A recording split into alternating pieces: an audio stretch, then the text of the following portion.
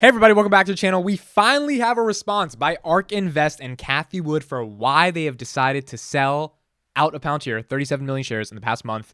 It's not a good answer. It's an understandable answer. It's just not the best answer. We've been thinking about this for a long time. It's kind of crazy that they bought 7 million shares in the first week of January at 17, 16 bucks and then liquidated 30 million shares, took a $380 million loss on this stock in the first couple of weeks of February. It's kind of insane. And obviously it's had the Palantir community up in rifles. There's just like, what's going on? Why is this happening? It's not that their moves dictate everything, because there's many other companies, many other people doing a lot of different things.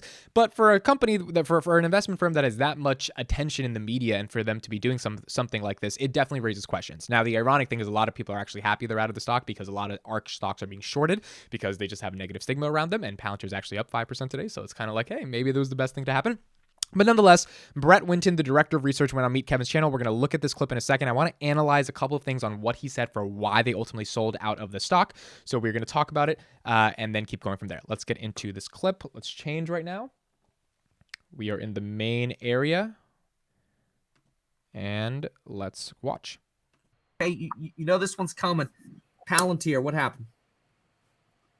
Sure. I mean, like I described, as we're in risk-off periods, we tend to consolidate the portfolios. And so, we had some concerns about their competitive positioning within the government space, and thought we had better risk money elsewhere. And so it's not, when you're making a decision to like consolidate a portfolio, it's not like those are easy decisions, but you look at kind of like the risk return profile for all of your positions and say what's lowest on the stack rank relative to something else that we think has. That makes sense. So in risk off periods, to make this simple, basically when prices are going down, narrow into the ones maybe you have the most conviction in. That's what you're saying? Exactly. Yeah. Yeah. Okay, so let's talk about that first piece of analysis that he gives. Look, I mean, it makes a lot of sense, right? When it's in risk-off periods, you consolidate in the positions that you think you have the most upside and leverage in. So these would be things like Roku or Zoom or Teladoc for Cathie Wood. And that means you liquidate out of the positions that you don't have the most conviction in. So right there, we're getting an apparent and transparent admission from ARK that they don't have conviction in Palantir. So then that begs the question, why? Because it makes sense to consolidate in the positions you want to consolidate in, which means you get rid of all the shares for companies that you don't care about anymore. But why do you not care about those companies, especially when you've said some stuff in the past that makes it really weird to sort of just do a full 360 flip literally from last month for when you were buying shares, right? Again, I don't want this to be understated. 7 million shares in the first week of January were purchased by ARK. So for them to completely flip in 1 month, it wasn't because of earnings, because they sold a bunch before earnings as well. It's like, what happened in this 1 month that necessarily allowed this? So let's go back here. Let's listen to what he has to say. If we have a better edge somewhere else, then we'll operate somewhere else. What did you think about their idea of investing into SPACs to the Palantir to basically try to VC partner with them and then get that software contract? Was this a little bit of a gimmick? Was that strategic? Or is the bigger focus on government and maybe their government activity not growing? Because that is something that stayed stagnant. Yeah, I think for us, it's more I think that they had a really differentiated product in government a few years ago, and then their competitive positioning has diminished, and then those government contracts, I think that they've shown a higher interest in multi-sourcing. So it's an interesting company. I think that the technology is super interesting. We're very bullish on AI generally. I think that the marginal competitive weakness on the government side just left us with other places to go.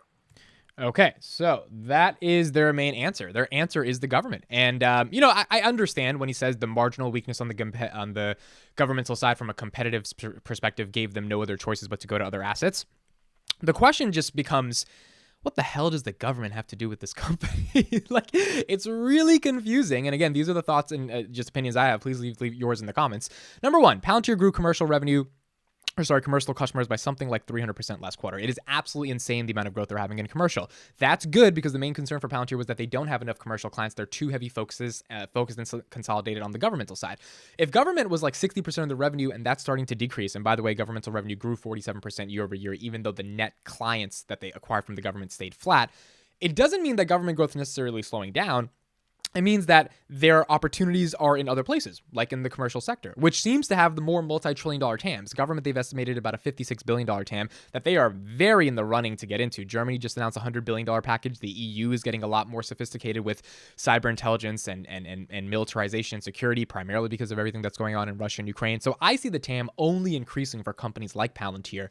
But the commercial sector is where it's at. And the confusing thing about this is if you have a 5-year time horizon, going after the commercial sector, which Palantir is going to go after and likely, in my opinion, dominate, why sell them because the government is bad? To me, that's an excuse for we needed to put money into another position because we need to show short-term gains, even though you're a long-term fund, because we're getting hammered in the market. Like, that's what it means to me. And this is just the best excuse they could come up with because it's a laughable excuse. Like, it's just a laughable excuse to be able to say that the government is the reason for why we're selling out of this company. It doesn't make any sense to me, especially in a world in which Palantir is one of the only companies with level 6 clearance with the DoD. Like, these are like, so it's like when you say the government is multi-sourcing, let's give you that argument. The government is multi-sourcing. They're going to have an $800 billion defense package coming in March.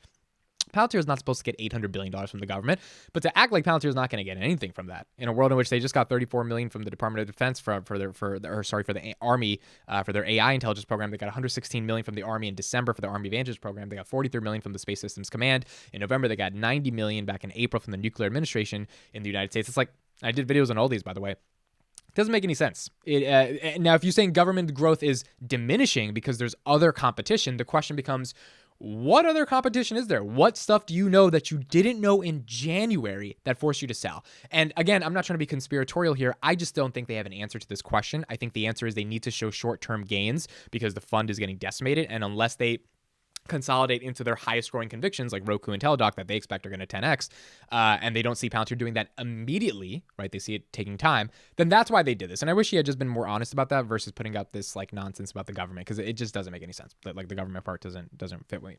Let's go back and let's look at when Kevin asks him about who are the Palantir competitors. Who's the Palantir competitor? They're in the private space. Oh. So that's also pretty weird, right? Because Kevin's like, all right, you say they're having a lot more competition because that's why it destroyed your investment thesis, right? Because you're like, okay, Palantir has a lot of competition. The government is multi-sourcing, which means that's why it's bad for us. So he asks him, who is the competition? Brett says they're in the private space. So that means ARK has done due diligence that happened in the past couple of weeks because they were buying 6 million shares or 7 million shares, 6.5 million shares in the first week of January 2022 that they now undercovered a competitor in the private space that's better than Palantir.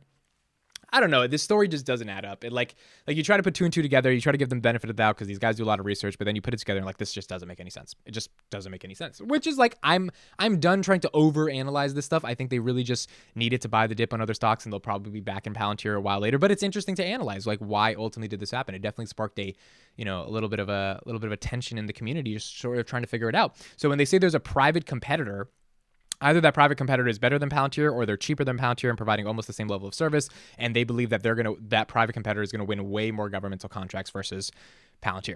And it's like, okay, that's fine. I mean, they may even be right about that. It's just a question of does that diminish the whole investment thesis or delegitimize the investment thesis of a company like Palantir growing in the commercial space, 41% year over year.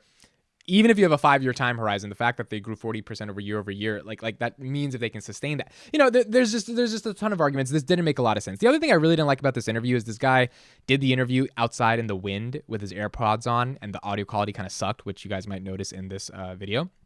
I don't know. It was kind of arrogant, kind of just like you're on a channel with 2 million subscribers. You might, you want to get good audio quality and get I'm not saying he's a bad person. It's just the arrogance that was coming from him doing the interview. And then the arrogance when he was talking about Palantir, it was just, it was off-putting to me. I didn't necessarily enjoy it, but that's the answer. They don't like the governmental slowdown. They think there's other competitors and they want to invest in Roku more. I'm going to do some more videos analyzing their investment thesis on Roku because I'm trying to understand Roku a little bit more, given Cathie's so bullish on it, and just try to give the benefit of the doubt and see what's the argument for why advertising is the most innovative moat. That's actually what he talked about in this interview, that advertising is the big thing. That's why they're going after Roku. And I'm like, okay, If that's what you say, that's what you say. Let me know your thoughts in the comments. Let me know what you think. How do you feel about Brett Winton?